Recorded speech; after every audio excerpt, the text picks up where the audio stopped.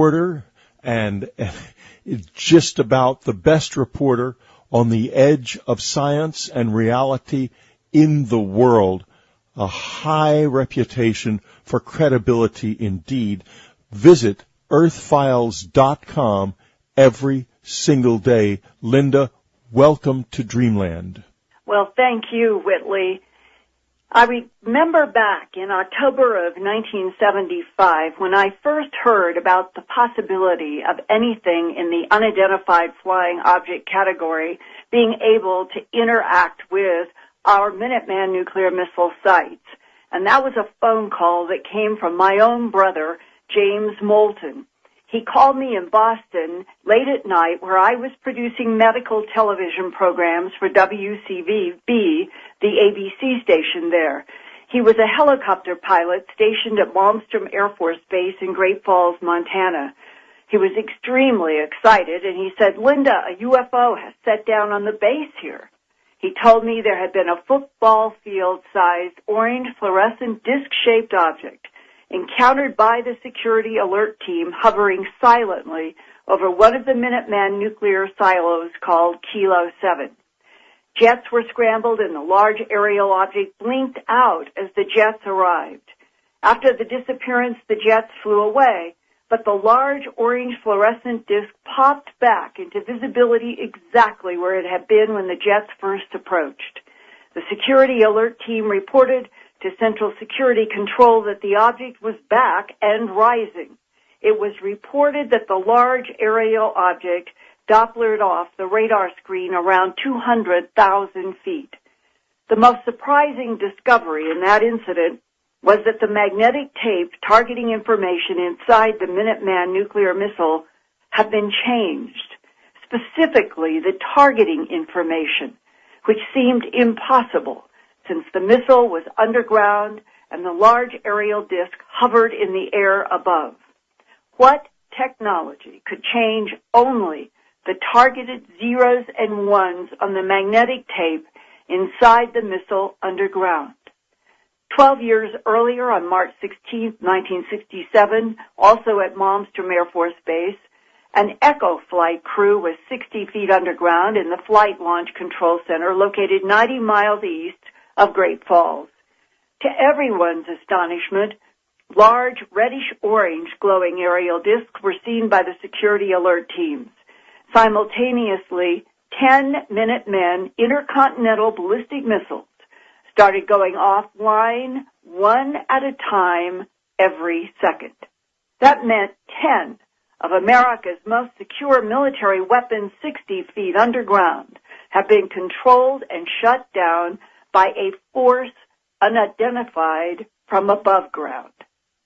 Then, incredibly, the same thing happened 8 days later on March 24, 1967, to Oscar Flight. 10 more ICBMs were shut down one at a time every second.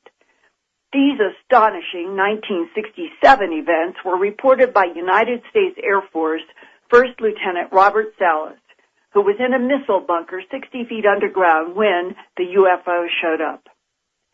Now, 1 month ago, at the end of September 2013, I received an email that began, quote, "I have knowledge of an abduction of a security guard by a UFO that happened in the fall of 1973 near Wall, South Dakota," close quote. That email was sent to me by retired Sergeant Perry Manak, who was assigned to the United States Air Force's 44th Squadron at Ellsworth Air Force Base from the beginning of the 1970s. I followed up by phone, and he told me about the night that one of the Delta 9 missile security guards from an area known as Cactus Flats was taken by a light from the sky that was witnessed by the security guard's colleague in a pickup truck. The abducted security guard woke up several miles from Cactus Flats north of Wall. What amazed Sergeant Manak was that not long after, there was a UFO symposium in Rapid City at the School of Mines and Technology where a couple of astronomers spoke, and a Colonel Klink got up from the audience and told everyone about the security guard at Ellsworth Delta 9 site who was abducted by a light in the sky.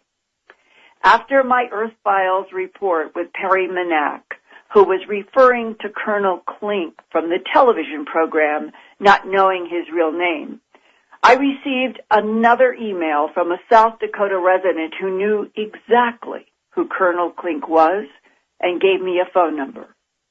I called and learned the Air Force officer who spoke at the UFO symposium was actually Master Sergeant James Klansnick, retired United States Air Force Master Sergeant with the 44th Combat Support Group at Ellsworth Air Force Base from 1972 to 1977, and he agreed to talk with me on the record with his real name and provided me his DD-214.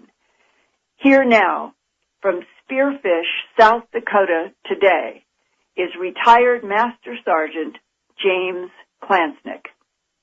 Interstate 90 at that time was being developed as an interstate highway. And at Cactus Flat, there was a lot of work being done because they had to tear down the overhead bridge that was put in there because it was put in the wrong direction. Yes. Okay. So there was a lot of trucks out there at nights and during the daytime, and it was muddy and it was terrible. The launch control facility was about 2 miles away from where Cactus Flat is. And that was Delta 9. I think so. That Delta missile site was having outer zone alarms. When you have an outer zone alarm, several things cause that. It can be a tumbleweed that blows inside the fence. It can be a large bird that'll sit on top of one of the radar units. Or it can be a snowdrift that drifts up there. In order to fix that, you have to send out a team of young men to go out there and see why the outer zone alarm was going off. So that's what we were doing. So these 2 young men got out there, and when they got to Cactus Flat, which is about almost a mile away from where the missile site is, the road was all blocked because the contractors had been working on it, and this was at night. They had to go get a contractor to get a bulldozer to pull their truck out of the mud. And the other airman said that he was going to go to the Winnebago that happened to be parked there, and that Winnebago then took him down the road, and he got out of the Winnebago, and he climbed over one fence, and then went up on this secondary road and was waiting for the bulldozer to get the truck unstuck. What was the Winnebago doing there? That we don't know. I had the license number of the Winnebago, and I had a lot of other information, and I spent several months tracking that unit down, and believe it or not, it wasn't registered in Mexico, it wasn't registered in the United States, and it wasn't registered in Canada. So the Winnebago itself is a mystery. That's correct. There was 2 people in it and a young person. Anyway, they took the airmen out to the road, waiting for the truck. It was dark. And the last thing this young man remembers seeing is this orange light coming out of the sky, out of the clouds. This was a rainy night, okay? It was raining. It's terrible. The orange light came out, and that's the last thing he remembered. Not blue. No, it was orange. The report that I have from Perry Manack, he was an E4. He was working on the maintenance of everything that supports missiles. Okay. He talked with security guards directly at the time about the fact, and this is the way it was described to him, that the 2 security guards were sitting in a pickup truck behind a Winnebago. When they saw a light in the sky, one of the men got out to walk toward the Winnebago to see who was in it. The man left in the pickup truck sees the light come from the sky down and surrounds the security guard walking toward the Winnebago, and they both lost consciousness. And the man who was walking toward the Winnebago ended up north of Waldrug, with both of his boots off and had to walk to Waldrug to ask them to call Ellsworth Air Force Base and tell them that he was at Waldrug without his shoes and didn't know what had happened. Okay, that is not what I wish to tell you, okay? After the orange light came down, none of their communication systems worked. So when the orange light appeared out of the clouds in the rain, yes, all of the battery power in the pickup truck and the motor and everything ceased to function? Well, he wasn't in the truck. The Winnebago took him down the road, and he climbed over one fence, and then he was waiting for the truck to come up there, because the truck was stuck in the mud. So while he was standing there waiting for the truck, this orange light came out of the clouds, and that's the only thing he remembered. After that happened, when the truck got free, he found out that he wasn't there, so he called the sergeant, and the sergeant said, well, where'd he go? He said, we don't know, and I'm not sure if they saw the orange light or not. I can't remember that. But anyway, we had 15 people on that north-south road looking for him. Now, he actually landed 6.4 miles north on that Cottonwood Road. He was in a field. He only climbed over one fence. He was laying on his back, and when he woke up in the rain, it was pouring rain on him, he got his weapon back, and he started walking towards the lights in the sky, which happened to be from Wall, South Dakota, and that was probably 7 or 8 miles away. Okay, now the weapon. The story that I had from Perry Manack was that when the security guard who had walked away from the pickup truck had gone to the Winnebago, when he became conscious and found himself in the field, his gun was off to the side of his body. It was in the mud. You do not think he had two shoes and socks off? You know, he started walking towards the lights that were reflecting up of the clouds. He didn't know what the lights were, but he was going that way because that's where it was light. After he started walking, he realized that one of his boots was missing. Huh. It was a fully laced combat boot, which was not a zipper type, so it had to have been taken off. After the medical exam and everything, he had about 500 cactus pricks in that foot. Wow. And so it was bare. Well, I'm not sure if it was skin, but he probably had a sock on, but I don't know that. Okay. Anyway, then, when he got to this fence, that was the only fence that he climbed over, and that was on the north-south Cottonwood Road. And a senior gentleman from an insurance company was taking that road going back up to Rapid City. And he stopped, and he saw the young man standing there. He realized that there was something wrong because he didn't see his truck or anything else. And here's a man, it was about 11:30 or 12 at night. He rolled his window down, and he asked the young man a lot of questions. Who's your squadron commander? Who's your base commander? What organization are you with? What's going on? And the young man tried to answer as many questions as he could. And I personally interviewed the insurance agent. And he said when he let the young man in the car to take him up to the other launch control facility, he said he had never been with anybody that was so frightened in his life. Is it true that his colleague in the pickup truck also lost time?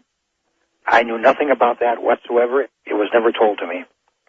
So they took him up to the launch control facility. He was taken in there. He was disarmed, taken off of duty because he was, quote, AWOL, absent without leave. Right. And that's because of this thing that took him in the sky. And then he was taken back to the base, and he was put under medical guard, and then he was taken a couple days later to the psychiatrist. Myself and two chiefs, we went out to that same area that he was picked up at. Mm-hmm. We walked in that field for a couple of hours, and we could not find his combat boot. And this was a chief master sergeant, another chief master sergeant, and me. James, did you find tracks of where? No, couldn't see anything. It was all grass and field. And it had been raining. Oh, yeah, terrible rain. For those of you listening on Free Dreamland, we'll be right back. OneUnknownCountry.com subscriber says, the subscriber offering has blossomed into an indispensable tool for my spiritual growth. Unknown Country has revitalized my sense of awe and wonder. I am very happy to participate in this exciting adventure. Listen to what another one has to say. I've been a subscriber to Unknown Country from almost the beginning. I get information there I can get nowhere else on the web. And think of what you get. Commercial-free access to every Dreamland since 2004. Hundreds of special interviews, the astonishing meditations of Whitley Strieber, a small collection of UFO videos, but one that is rock-solid authentic, unlike so much you find elsewhere. Plus the satisfaction of knowing that you support the best edge science website in the world. Unknown Country, genuinely new, genuinely credible, like nothing else in the world. Subscribe today. We need you. And you'd be surprised. Once you start, you'll realize you need to be a part of this community too. Click on that subscribe tab today. Imagine a tribe hidden deep in the forest, untouched by the modern world. Now imagine that they still possess the ancient magic that we have lost. They live in deep peace, in deep understanding. But then they're found. The modern world pours in on them from every side. Who will help? Who will save this miracle in the forest? Read Whitley Strieber's new ebook, The Secret of Orenda, and discover the magic. One reader says, I was captivated from the first pages. Others agree. Speaks to us on a level mere words cannot. I read it in 2 sittings, my face running with tears, my heart filled with joy. To learn more, go to orendabook.com. That's orendabook.com. And Orenda is now available directly for your Kindle or Nook for $4.99. You can get it right through your reader, or you can go to bn.com or amazon.com. It's also available for the iPad in PDF form and for your computer in PDF form on unknowncountry.com. It's getting lots of wonderful feedback and wonderful reviews, folks. So if you want to spend an enjoyable time reading a novel that is about the powers that we talk about on this radio program almost every week, as they once were when everything was new, take a look at Orenda. We're back with Linda Moulton Howe. Did you get to talk with the security guard who had the missing time around the orange light? No. Do you know anybody who gave you details of what that young man said about what had happened? No, other than the fact that I did read the medical profile of what the young man said. What do you remember reading? He said that he was standing waiting for the truck to come up, and this orange light came down, and then he woke up in his field. He looked at the lights in the sky, which were reflecting from wall up to the clouds. He walked that direction because that was the only lighting area, and he said he climbed over one fence. Along the way, he realized one of his boots was missing, and he had all these cactus pricks in his foot. The psychiatrist's official report was damage to his foot, and then, quote, temporary amnesia.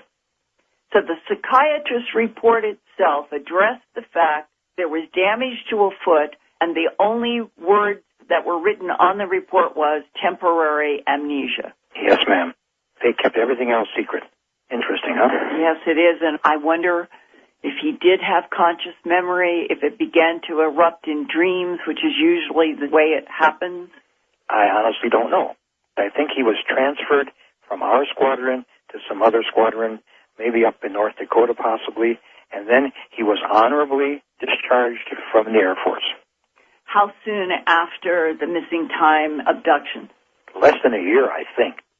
And the likelihood is that the government did not want somebody who had been abducted by extraterrestrials at Ellsworth Air Force Base to be talking about whatever happened inside of what took him. I would say that that is probably an accurate evaluation. And since he got out of the armed forces, I was tracking him. He came from back east someplace, and then I tracked him beyond that. After all the years went by, he was a law enforcement person in either Oregon or up in Washington State. He has never been in any kind of trouble. He is in law enforcement.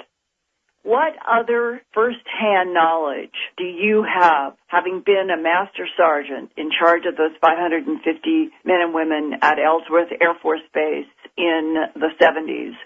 From time to time, we had full colonels in pickup trucks in the missile field looking for these lights that would park on top of a missile site and shut the thing down, probably 5 or 6 times a year. That stuff was kept very, very quiet. What was the description of the aerial object that could keep shutting down the Minuteman missile sites? A large, bright, white light that would come down and hover over the top of the missile complex door is an 80-ton reinforced concrete door. And if the missile has to be fired and launched, that door gets blown off. If it's not going to be fired, the maintenance people can open the door. That's got gears and all that kind of stuff. But 80 tons, that darn light would park on top of those things and shut the missile down. And this was happening half a dozen times a year. I would say between 4 and 7 times a year. That was happening on a semi-regular basis from early 60s. Early 1960s, and you left Ellsworth in what year? I was medically retired in 77. So, from the 60s to 77 at least, you have firsthand knowledge about bright lights being able to hover over our Minuteman missile silos and shut them down. From time to time, yes. And colonels would be out in military pickup trucks looking for those things. Looking for the lights. And their wives didn't like them out at night. Did you ever firsthand talk with a colonel who had been out looking for one of these lights that could shut down the Minuteman missiles? No, and that's probably because they don't want to do that. They are afraid of the repercussions if they talk. That was all separated from official stuff. Officially, UFOs and extraterrestrials did not exist. You are correct. But it was the biggest problem that you all had.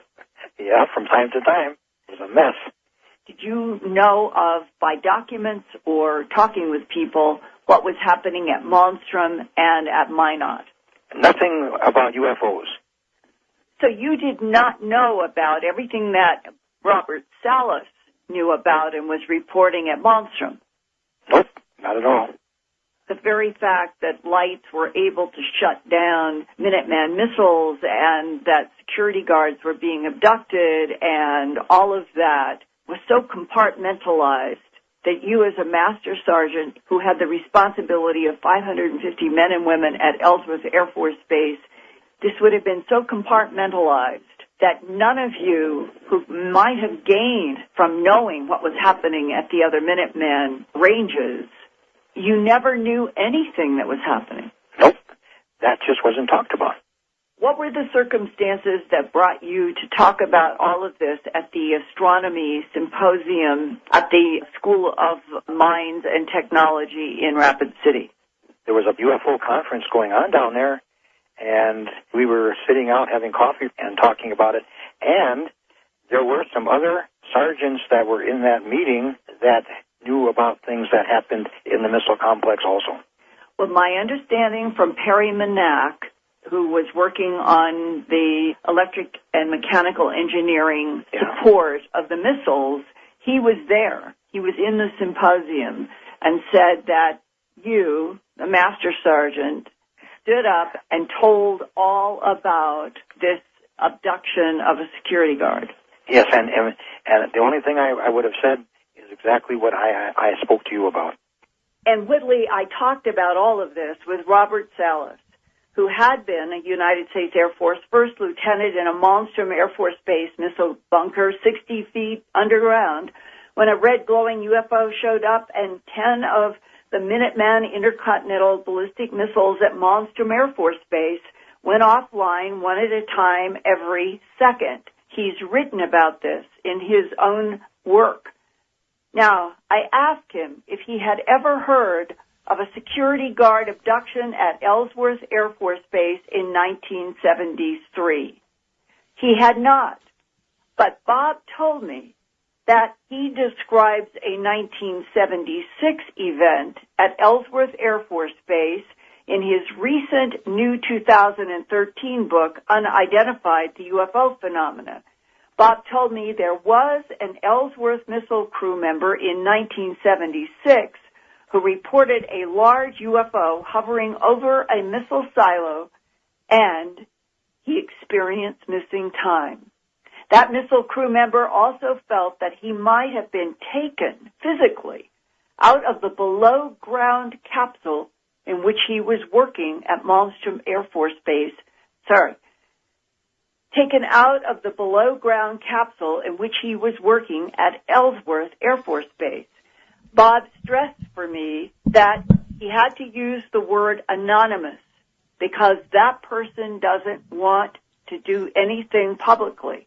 But this means that for the very first time in the fall of 2013, Bob Salas, in his work, and Linda Howe, in my work, we have come up with two what might be abduction cases at Ellsworth Air Force Base that no one knew anything about.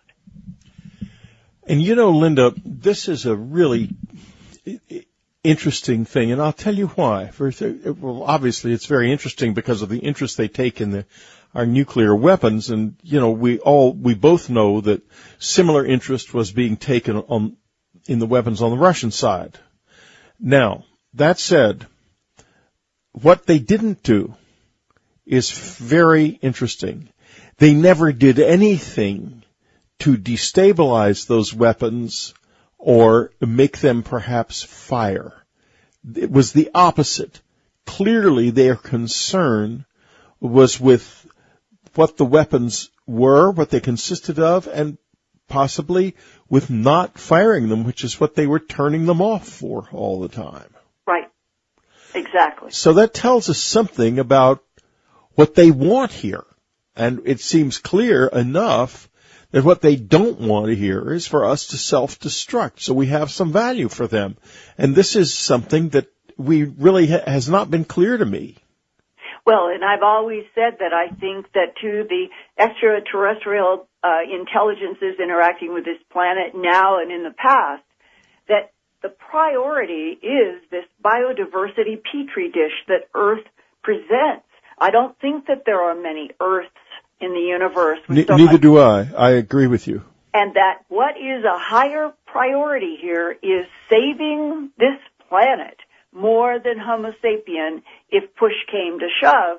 And I completely agree with you that every single action that the non-humans have taken at Malmstrom, at Minot, at Great Falls, at Ellsworth, has been to show that they can shut down our most secretive and most top classified Minuteman missiles and do it with control that Boeing and Lockheed and other aerospace companies who have had to investigate have said, this is impossible.